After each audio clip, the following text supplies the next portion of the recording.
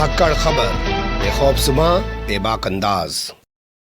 धाकड़ खबर में आपका स्वागत है। मैं आपके साथ हूं अकरम रईस खान। जो भी दिवस होता है वो इसलिए होता है कि हम उस दिवस यानी कि उस दिन से जुड़े हुए इतिहास को जान और पहचान सकें। जैसे आज 15 अगस्त है। अब जब भी 15 अगस्त आएगा भविष्य में याद है तो हम लोग क्या याद करते हैं कि हमें कैसे आज़ादी मिली थी। ये हमारा स्वतंत्रता दिवस है और इतने बार स्वतंत्रता दिवस हम मना रहे हैं, उन चीज़ों को याद करते हैं। लेकिन कल यानी कि 14 अगस्त को देश के प्रधानमंत्री नरेंद्र मोदी ने ट्वीट करके कहा कि वो बंटवारा जो हुआ था उस दिन को याद करते हुए एक दिवस की घोषणा कर रहे हैं। उसका उन्होंने नाम रखा विभाजन विभीषिका स्मृति दिवस। और आज उन्होंने लाल किले की प्राचीर से खड़े होकर भी बड़े ही फक्र वाले अंदाज में, गर्व महसूस करते हुए अंदाज में उन्होंने इसका ऐलान किया। उसके बाद कई सारे सवाल पैदा हो गए, पर वो सवाल क्या हैं मैं आपके सामने रखूँगा, क्योंकि हमारे साथ जूम पर जुड़ रहे हैं देश के जाने माने डॉक्टर राम पुनियानी जी। पूरी दुनिया में उनको अच्छे तरीके से सुना जाता है जब वो इतिहास के पन्नों से निकाल के कुछ चीज़ें आपके सामने रखते हैं। लेकिन सबसे पहले आपको सुनना चाहिए कि प्रधानमंत्री ने क्या कहा है। सुन लिया आपने, प्रधानमंत्री ने इसका ऐलान किया। हालांकि कल से ही सोशल मीडिया पर इसको लेकर हंगामा खड़ा हो गया, लेकिन फिर भी मैं समझना चाहता हूं डॉक्टर राम पुनियानी जी से कि इस दिवस को मनाने से या इस दिवस को याद करने से आखिर सरकार क्या बताना और जताना चाहती है। सर देखिए, इसमें क्योंकि ये सरकार में जो रूलिंग पार्टी है, उस रूलिंग पार्टी की सत्ता का आधार देश के लोगों को बांटना है और देश में अल्पसंख्यकों के खिलाफ नफरत फैलाना है, ये उसका एक है।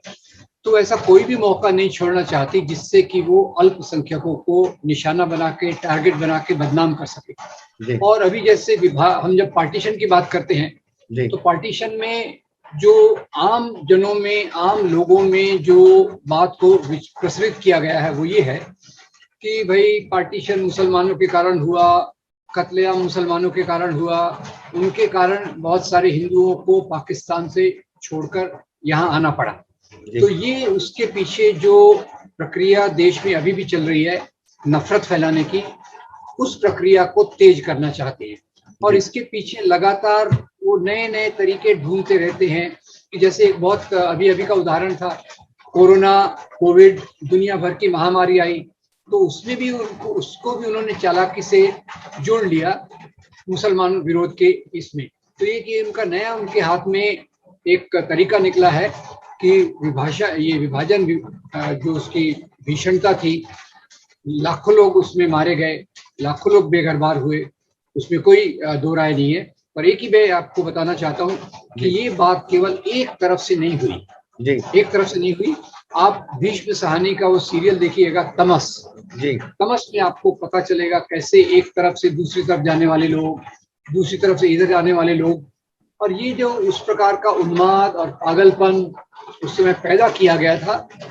मेरे जहन में यहाँ पे दो सवाल आते हैं सर। एक सवाल ये आता है कि क्या इनकी ये मजबूरी है, क्योंकि बंगाल में इनके हाथ से सत्ता जा चुकी है, लंबी दाढ़ी इन्होंने बना ली थी, अपने आप को ऐसा दिखाने लगे थे पिक्चरों में कि जैसे बंगाल में तमाम बुद्धिजीवी वहाँ के हुए हैं, रविंद्रनाथ टैगोर, तमाम जो भी और बुद्धिजीवी हुए हैं उनके जैसा इन्होंने दिखाने की कोशिश की, लेकिन फिर भी बंगाल में कामयाब नहीं हो पाए।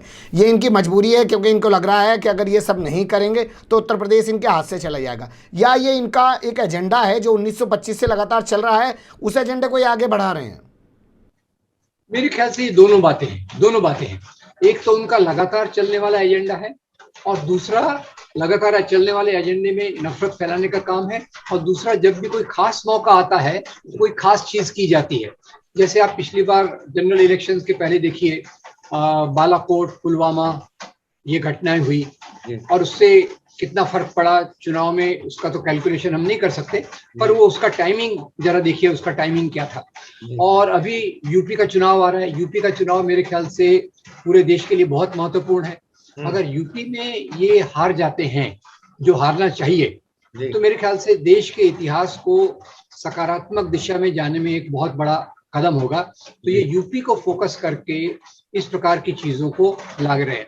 इसमें मैं आपको बता दूं, कल योगी आदित्यनाथ ने प्रधानमंत्री जी के बयान के बाद एक ट्वीट किया। तो ट्वीट में क्लियर कट इशारा था कि ये जो विभीषिका हुई उसमें मुसलमान, इस्लाम इनका हाथ था। तो यानी एक साथ में उन्होंने जोड़ दिया। जैसे सीए के साथ एनआरसी जोड़ देते हैं, तो सीए अकेले में भले ही आप मतलब ना निकाले, पर एनआरसी जुड़ के उसका मतलब क्लियर हो जाता है। तो उसमें इसके पीछे जो छुपी हुई भाषा है जी, और वो समाज में सोशल मीडिया के माध्यम से और इनके तकनीकों से दूर दूर तक फैल चुकी है, इसमें कोई शंका नहीं है। तो मुझे लगता है कि ये दोनों बातें आपकी सच है। एक तो इनका लॉन्ग टर्म एजेंडा है जी, कि अल्पसंख्यकों के खिलाफ नफरत को मजबूत किया जाए, और दूसरा आगे आने वाले यूपी चुनाव में एक ध्रुवीकरण में मदद ली जा सके, ये उनका दूसरा उसके साथ जुड़ी हुई बात है। तो गुजरात के मुख्यमंत्री से जो एक चेहरा बनाना नरेंद्र मोदी ने अपना शुरू किया था विकास पुरुष का, वो 7 साल प्रधानमंत्री रहने के बाद भी उन्हें लग रहा है धूमिल हो चुका है, और हिंदुत्व के कट्टर एजेंडे पे उनको आना पड़ेगा, नफरत फैलानी पड़ेगी, तभी वो सत्ता अपनी बरकरार रख सकते हैं। क्योंकि उत्तर प्रदेश से ही देश का रास्ता निकलता है, और उत्तर प्रदेश भी अगर हाथ से चला गया तो 2024 में वापसी होना मुश्किल है। और 2024 इसलिए भी महत्वपूर्ण है क्योंकि आरएसएस का शताब्दी समारोह वहीं से शुरू होगा।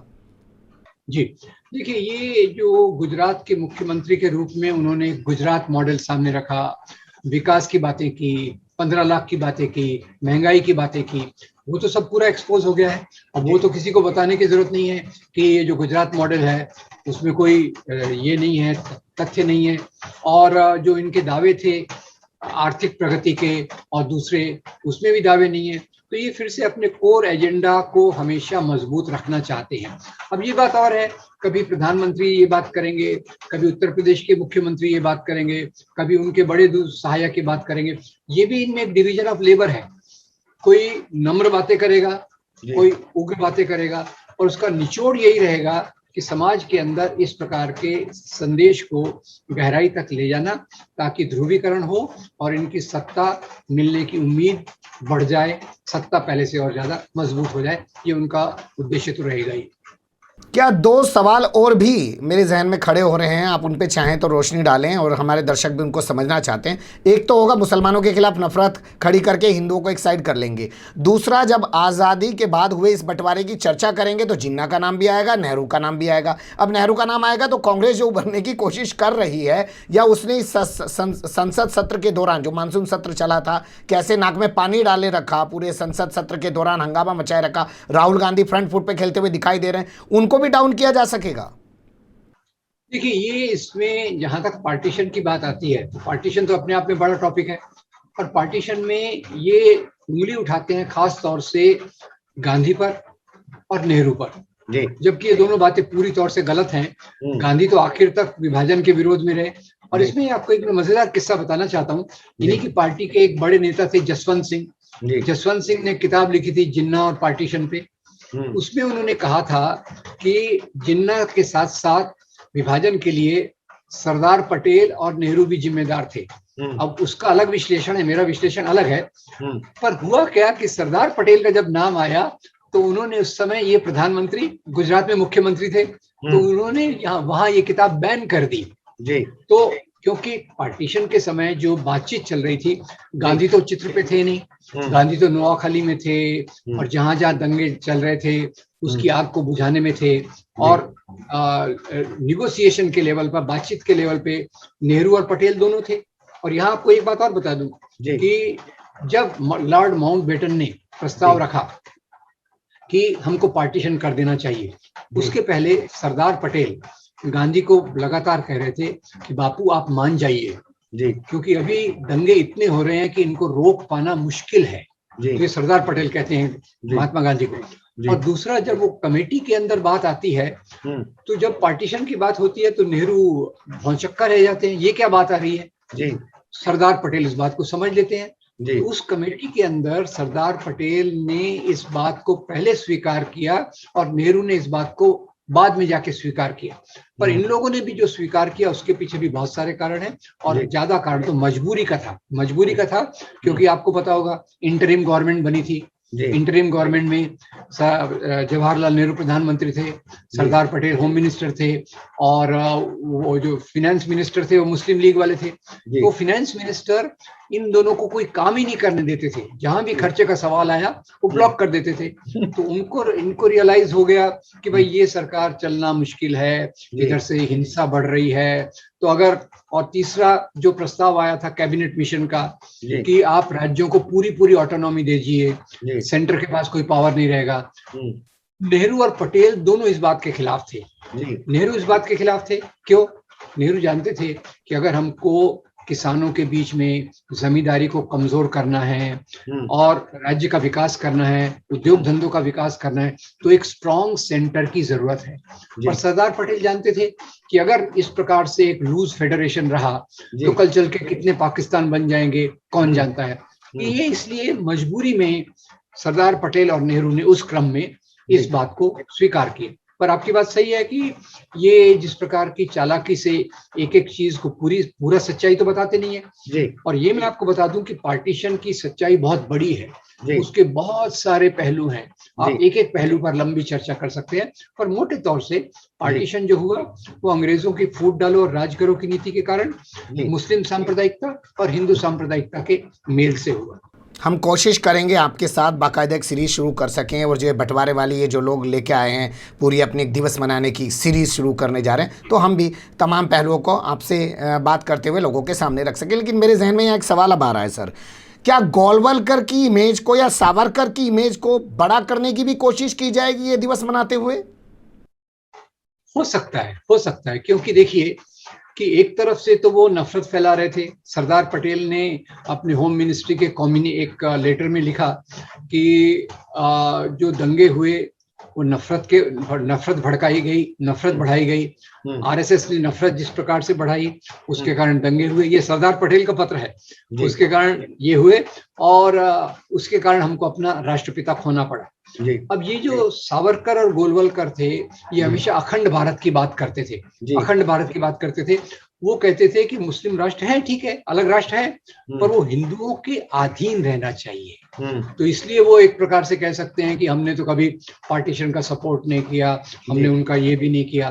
पर ये भी बात है कि ये एक जो दो गोली बात होती है, एक तरफ से समाज में इस प्रकार की बातें की जिससे लोगों के बीच में बंटवारा हो, और दूसरी तरफ से बोलने के लिए कहा कि भाई हमें पार्टीशन मंजूर नहीं है। वैसे ये बात आपको बता दूं कि महात्मा गांधी और मौलाना अबुल कलाम आजाद ये दो व्यक्ति थे जिन्होंने पार्टीशन की बात को आखिर तक मंजूर नहीं किया। और ये बात मैं आपको एचवी शेषाद्री जो आरएसएस के बड़े एक लीडर थे उनकी किताब के हवाले से कह रहा हूं। उस किताब में शेषाद्री लिखते हैं कि महात्मा गांधी ने अंत तक पार्टीशन का विरोध किया। पर आपकी बात सही है कि वो चालाकी से वही बातें बताएंगे जिससे उनका इमेज बेहतर हो और सावरकर और गोलवलकर को थोड़ा सा अच्छे से पॉलिश करके उनके इमेज को ब्राइटन अप कर सके, वो भी संभव है इसमें। ठीक है। अच्छा, मैं एक चीज़ और समझना चाहता हूँ सर, जब भी अखंड भारत वाली बात मेरे सामने आती है तो मेरे जहन में यूरोप की स्थिति उभरती है। वो लोग भी आपस में लड़ते थे, आज उन्होंने अपनी सीमाएं तक खोल दी है, पासपोर्ट तक खत्म कर दिए हैं, एक दूसरे के देश में आ जा सकते हैं आसानी से। यहाँ कभी 70-75 साल के इतिहास में आपको ऐसा होता हुआ दिखा? आखिर भारत का ही तो हिस्सा था पाकिस्तान, बांग्लादेश, क्या इनको एक करने की कभी कुछ ऐसा फ्रंट बनाने की भी कोई कोशिश की गई हो अखंड भारत वाली? जी देखिए, अभी जब ये सांप्रदायिक राजनीति कमजोर थी, आप थोड़ा याद कीजिए 15-20 साल पहले सार्क नाम का एक एक्सपेरिमेंट हुआ था। साउथ एशियन कंट्रीज की मीटिंग्स कभी मनीला में होती थी, कभी कराची में होती थी, कभी दिल्ली में होती थी। और सार्क का उद्देश्य क्या था कि हम साउथ एशिया के देश साथ में विकसित हो सकते हैं और उसके लिए एजुकेशन, हेल्थ, ट्रेड, ये चीजों को धीरे धीरे खोल दिया जाना चाहिए।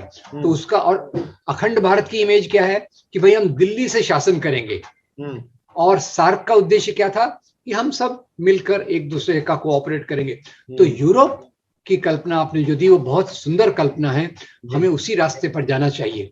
और उसमें हम कहें हम श्रेष्ठ हैं और हम दूसरों पर राज करेंगे, वो गलत है। अगर हम इस साउथ एशिया के देशों का एक फेडरेशन बनाएं जो बराबरी के लेवल पे एक दूसरे से एजुकेशन, हेल्थ, ट्रेड, टूरिज्म में एक्सचेंज करे, तो निश्चित रूप से हम उस रास्ते पर जाएंगे जहां एक अच्छा फेडरेशन होके हमारा डिफेंस का खर्चा कम हो जाएगा, हमारा जो एक्सपेंडिचर एक दूसरे के कोऑपरेशन से विकास ज्यादा अच्छा होगा। तो वो बात मैं आपकी पूरी सराहना करता हूं कि आपने उस बात को सोचा। बहुत शुक्रिया, आप सराहना करते हैं और वक्त भी देते हैं, लेकिन आखिर में एक सवाल आपसे और लेना चाहता हूं सर, क्योंकि जो अभी ऐलान किया गया है इनके ज़रिए, इसके बाद जो हालात पैदा होंगे देश में और वर्तमान में जो स्थिति है, जंतर मंतर पे कैसे कैसे नारे लगाए जा रहे हैं, कानपुर से तस्वीरें आ रही हैं, एक बच्चे गोद में है बच्ची और उसके बाप को मारा जा रहा है, जय श्री राम के नारे बुलवाए जा रहे हैं, ये अब और भयंकर स्थिति में हमें देखना पड़ेगा। क्या यहाँ म्यांमार जैसे हालात हो जाएंगे क्या? अब देखिए, आपका डर एक लेवल पे सच है, पर मैं आपको बताना चाहता हूं कि अभी उसका एक तोड़ समाज में अंदर से आ रहा है।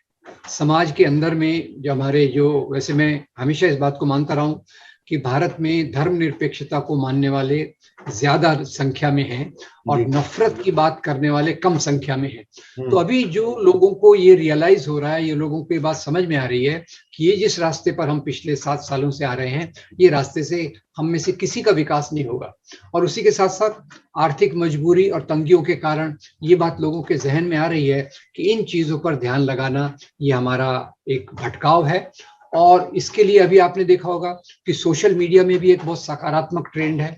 अभी तक पूरा नफरत चल रहा था, अभी सोशल मीडिया में बहुत अच्छे दोस्त लोग हैं जो प्यार की बात कर रहे हैं, मोहब्बत की बात कर रहे हैं, इन लोगों को एक्सपोज कर रहे हैं। तो यहाँ जहां हम इस प्रकार की जंतर मंतर की घटना और उस रिक्शे वाले को उसकी बच्ची के साथ मारने की घटना देखते हैं, वहीं मेरे ख्याल से समाज में एक संदेश जा रहा है कि ये रास्ता गलत है और इस रास्ते पर चलकर देश की प्रगति नहीं हो सकती।